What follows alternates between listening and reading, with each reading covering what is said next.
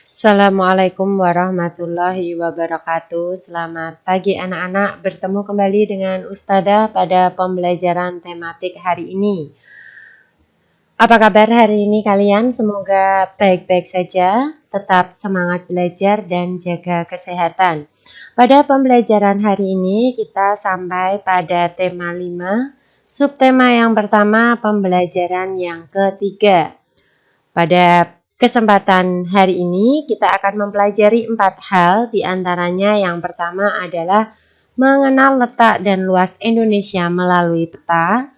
Kemudian kita akan mempelajari tentang cara menggambar peta, membuat ringkasan informasi penting, serta menjelaskan peristiwa yang terjadi pada Sumpah Pemuda. Kita mulai dari yang pertama, coba perhatikan kedua gambar berikut. Ini adalah penampakan alam Indonesia. Di sisi sebelah kiri adalah Raja Ampat dan sebelah kanan adalah Gunung Bromo. Kalau kita lihat penampakan alam ini, bisa kita lihat letaknya di sebuah peta atau kumpulan peta yang kalian biasa miliki, itu adalah atlas.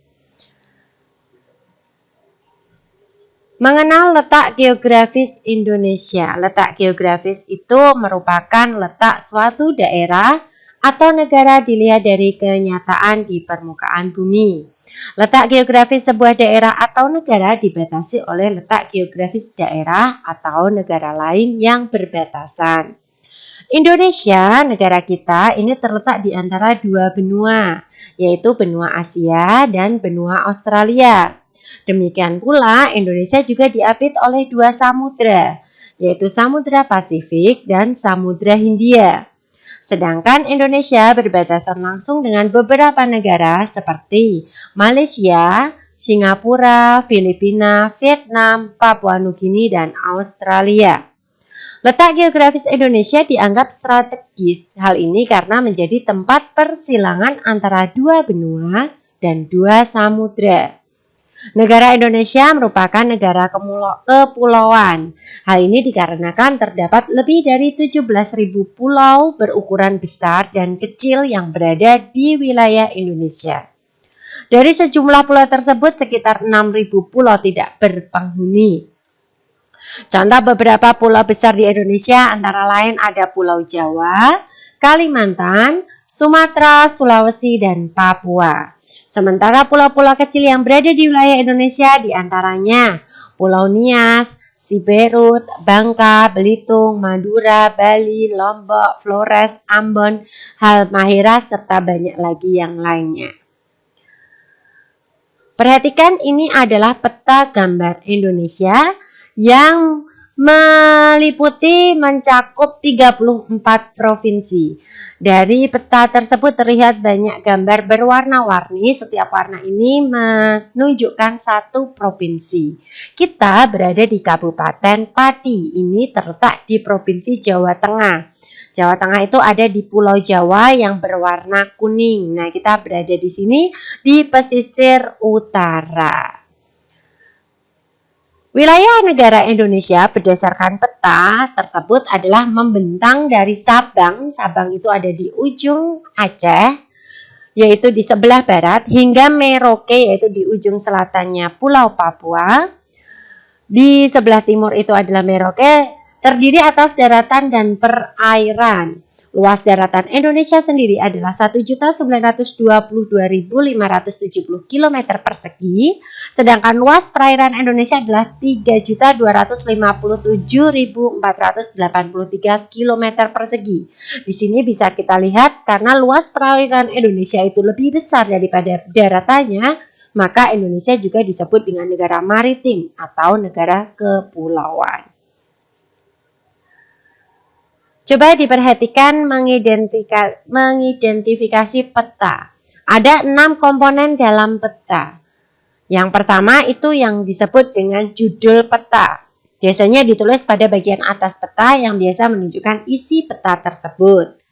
Kemudian ada skala peta. Ini merupakan perbandingan jarak pada peta dengan jarak sesungguhnya. Dengan skala peta, pengguna peta akan dapat menentukan jarak antar tempat yang ada pada peta. Yang ketiga adalah simbol. Simbol ini merupakan gambar atau warna tertentu pada peta untuk mewakili objek dalam peta.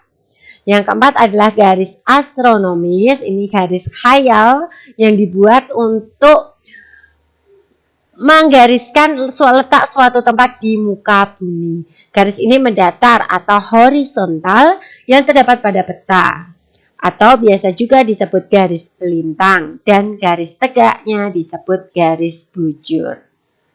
Kelima ini adalah legenda. Legenda merupakan keterangan beberapa simbol yang digunakan pada peta untuk memudahkan pengguna peta memahami isi peta. Misalkan jika sungai itu digambarkan dengan garis-garis yang bercabang, seperti itu. Yang keenam, yang terakhir adalah mata angin. Ini selalu ada wajib di sebuah peta. Ya, ini merupakan pedoman utama arah mata angin. Mata angin yang mengarah ke atas menunjukkan arah utara. Begitu pula sebaliknya, jika mengarah ke selatan, ini menunjukkan arah selatan. Baik, kita sampai pada tugas hari ini. Tugas kalian hari ini adalah menggambar sebuah peta geografis Indonesia secara sederhana. Alat-alat yang kalian harus siapkan diantaranya adalah buku atlas, kertas gambar ukuran A4 atau boleh ukuran yang lain yang ada di rumah kalian masing-masing, penggaris, pensil, dan pensil warna.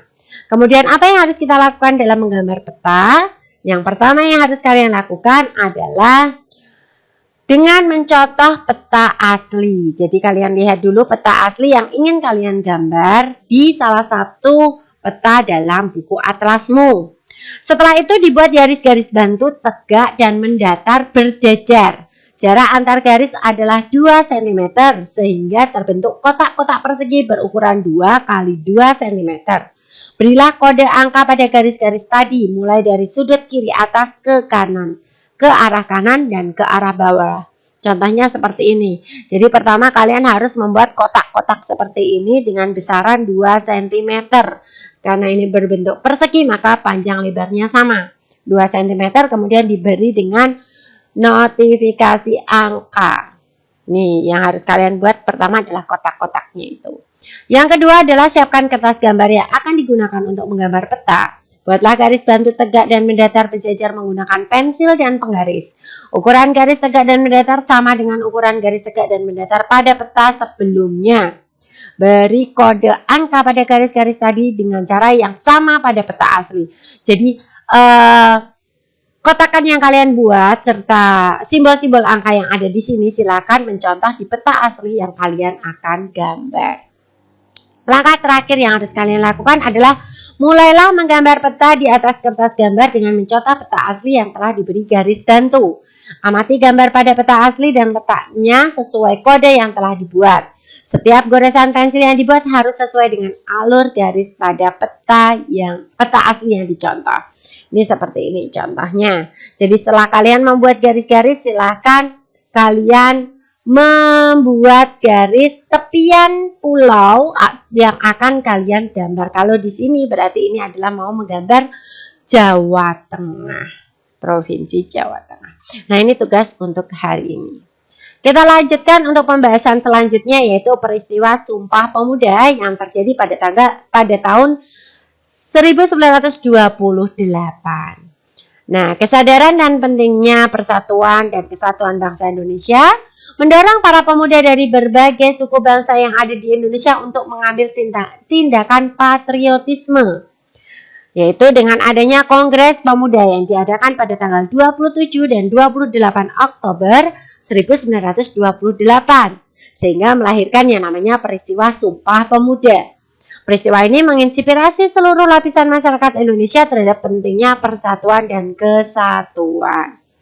Pada saat itu pula, para pemuda yang berbeda suku, adat, dan bahasa bertekad untuk bersatu dengan membacakan sebuah sumpah. Sumpah ini merupakan janji pemuda mewakili masyarakat Indonesia untuk bersatu membentuk sebuah negara merdeka yang bebas dari penjajahan. Lalu apakah isi dari Sumpah Pemuda itu? Isinya meliputi 3 hal. Yang pertama adalah kami putra dan putri Indonesia mengaku bertumpah darah yang satu tanah air Indonesia. Kedua, Kami putra dan putri Indonesia mengaku berbangsa yang satu, bangsa Indonesia. Ketiga, kami putra dan putri Indonesia menjunjung bahasa persatuan bahasa Indonesia. Ini adalah ketiga isi dari Sumpah Pemuda yang tercetus di dalam Kongres Pemuda tanggal 28 Oktober 1928. Lalu sebenarnya apa tujuan dari Kongres Pemuda 1 tersebut? Tujuannya adalah membentuk perkumpulan pemuda tunggal dengan maksud untuk memajukan paham persatuan dan kebangsaan, serta mempererat hubungan antar semua perkumpulan kebangsaan. Peristiwa yang ada dalam Sumpah Pemuda, ini perhatikan, ini adalah gambar atau potret yang diambil pada saat terlaksananya Sumpah Pemuda. Nah, anak-anak, yang perlu kalian tahu, selain mengucapkan ikrar Sumpah Pemuda yang tadi baru saja Ustadzah bacakan, pada saat peristiwa Sumpah Pemuda tersebut juga dinyanyikan untuk yang pertama kalinya lagu Indonesia Raya. Lagu ini diciptakan oleh Wage Rudolf Supratman. Ini meningkatkan semangat persatuan dan kesatuan bangsa di kalangan pemuda untuk segera membentuk sebuah negara yang merdeka dan berdaulat. Setelah merdeka, lagu Indonesia Raya menjadi lagu kebangsaan Indonesia sampai dengan saat ini, yang biasa kalian nyanyikan atau dengarkan pada saat upacara bendera setiap hari Senin. Baik anak-anak, kita sampai pada akhir pembelajaran hari ini. Ayo renungkan, nilai-nilai apa sajakah yang dapat kamu ambil dari peristiwa Sumpah Pemuda yang baru saja Ustadzah jelaskan?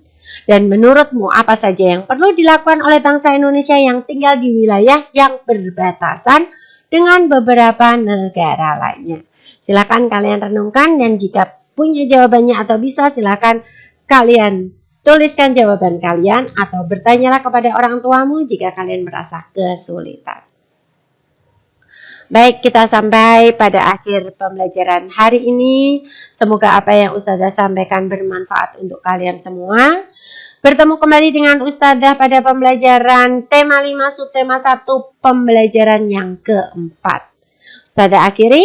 Assalamualaikum warahmatullahi wabarakatuh.